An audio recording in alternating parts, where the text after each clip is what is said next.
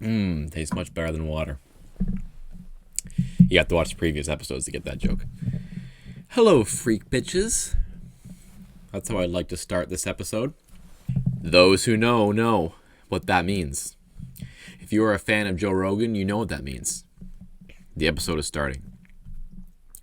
But I was very disappointed today, among others. I'm sure there were lots of you who were disappointed when you were checking Joe Rogan for his Spotify debut. And what do you see? Missing episodes. Joe. The reason we loved you, Joe, is because you had everyone on. You had conservatives on. You had comedians on. Most importantly, you had Alex Jones on. One of the greatest episodes, I think, that he did. He had all our favorites on. He had Gavin McInnes on. He had a bunch of people. Milo Yiannopoulos. He had Ben Shapiro on. Okay, you might not like Ben Shapiro, fine. But the point is, when Joe Rogan ran his podcast, he had whoever he wanted to have on. But now, I'm going to tell you what's happened. Those who went to check his new episodes today on Spotify, because he signed his new deal, we thought this is a great thing. Joe Rogan's going to get all his content out to a much wider audience on Spotify. It's just going to be a great deal all around. He's getting paid good money. He deserves it. He has great people on. But then we notice the books are burned. Yeah, you heard me. The books are burned. That's what big tech is doing now. They're burning books. Podcasts are modern day books. I know books are still around, but you get what I mean, right? You can't just delete history, okay? You can't just take podcasts that had millions and millions of views and just wipe them away and think that we're not going to say a thing. And I know I've just started my YouTube career. Please don't ban me. Don't ban me. Please, YouTube. I'll say whatever you want. Well, not whatever you want. Now, I know you're thinking, hold on a second, Tyler. I'm looking at the list of people they banned, which, by the way, let's just read a little bit of the article on Newsweek, shall we? Joe Rogan podcast deletes Alex Jones, Chris D'Elia episodes, and Spotify move. The Joe Rogan Experience podcast launched on Spotify today, but not every episode has been added to the platform. Users noticed pretty early on that a number of installments of the long-running podcast were missing. Many are episodes that could be considered controversial. Among these episodes, including episodes with InfoWars' Alex Jones, Milo Yiannopoulos, and Censored.tv's Gavin McInnes. That's ironic. Censored.tv. We know who Gavin is. We love Gavin. Other missing episodes include ones with disgraced comedian Chris D'Elia, Jordan Peterson's daughter. What the heck did Jordan Peterson's daughter do? Louis Theroux, Owen Benjamin. Okay, we know what Owen Benjamin does. I'm not going to talk about it. I don't want to get banned either. And Joey Diaz. A number of listeners have taken to Twitter to complain about the removal of the episodes. One fan tweeted, "Yo, Joe Rogan, what the f*** is this? I thought part of the deal with Spotify is that they wouldn't censor you. Where is Alex Jones?" And many others. Kind of sounds like a Trump tweet, doesn't it? I think that was Trump. Turns out, no, that was Nuanced Bro. Nuanced Bro. Way to go, Nuanced Bro. I'm going to follow you, and I'm going to send you this video. But yeah, this is what's going on. And let me explain to you what's going on. You're probably thinking, why is Chris D'Elia in there? If it's all about conservatives, why is Chris D'Elia in there? He wasn't a conservative. Well, they can't just ban all the conservatives. You understand that? Because that would be too obvious. Although this is pretty obvious. They are making it very plain to you what they're doing. But they want to throw someone else in there, just to make it look like we're taking out everyone who's controversial. So you can't say it's just political people. You can't say it's just conservative people, because Chris D'Elia's not there. There are some other people who are not there. They have a huge list. And looking at the list, it's really interesting looking at this list of people who aren't on there. I'm seeing a little bit of a pattern here. Okay. Alex Jones. Okay. Owen Benjamin. Sargon of Akkad. Gavin McInnes, Milo Yiannopoulos, Chuck Johnson. Remember Chuck Johnson? Stefan Molyneux. Oh, I remember him too. Interesting. Very, very interesting, these names. And they have some other names in there as well. Okay.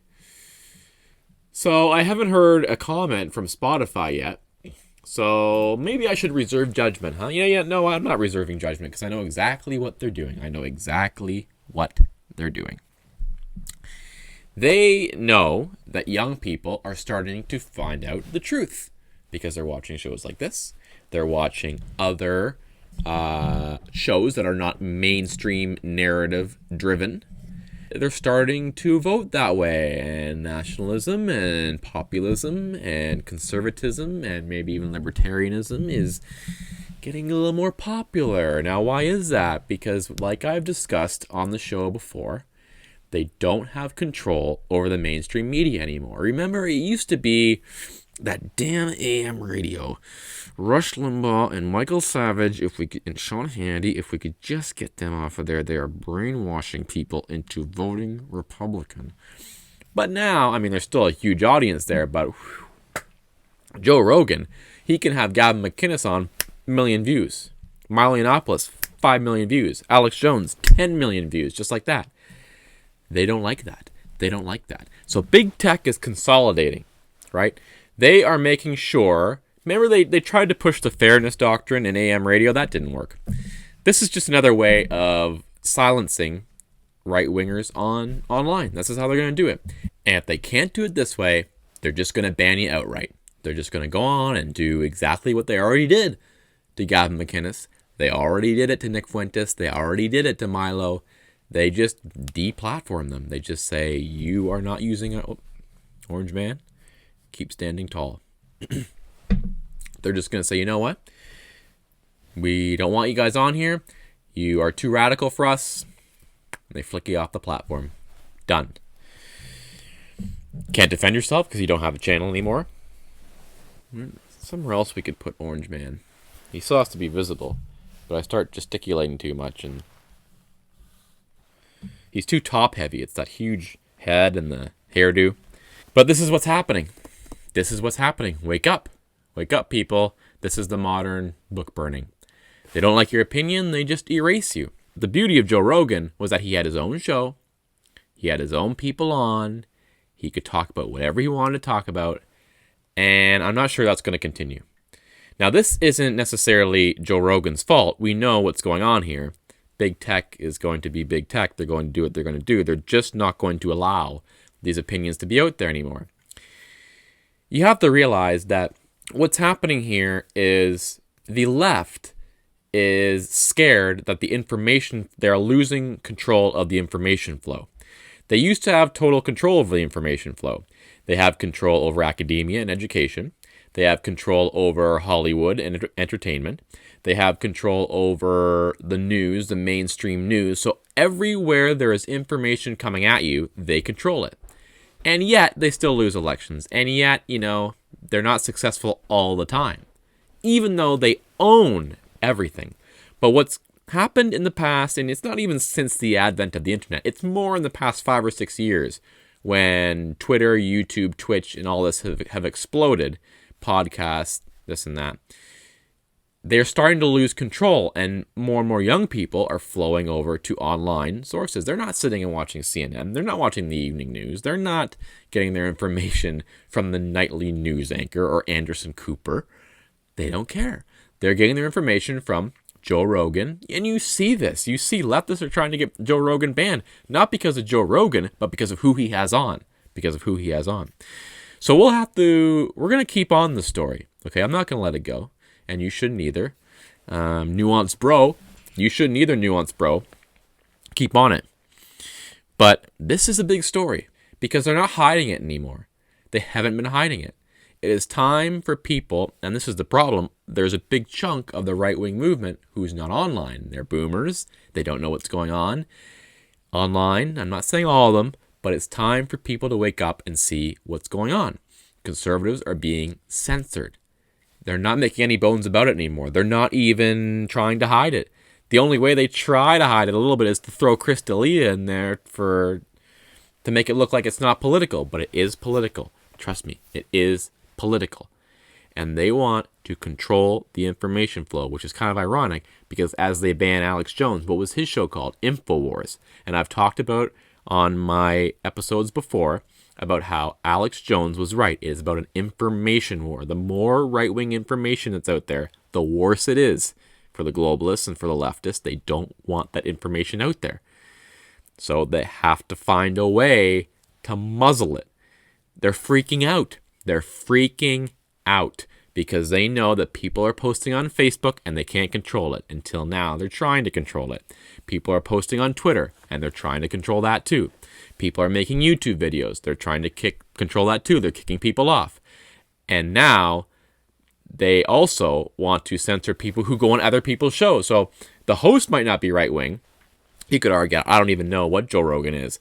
But he has people on who express right-wing opinions, and his show is so popular, millions of people come watch. Millions of people are influenced, possibly. Maybe they change their mind. Maybe this is the first time they've ever heard the opposing opinion. They didn't hear it in school. They don't see it on TV. There aren't movies about it. There aren't magazines about it. It's not in the newspaper. It's nowhere to be found. This is the place that they're starting to find it. And big tech needs to make sure they snuff out all of these opinions.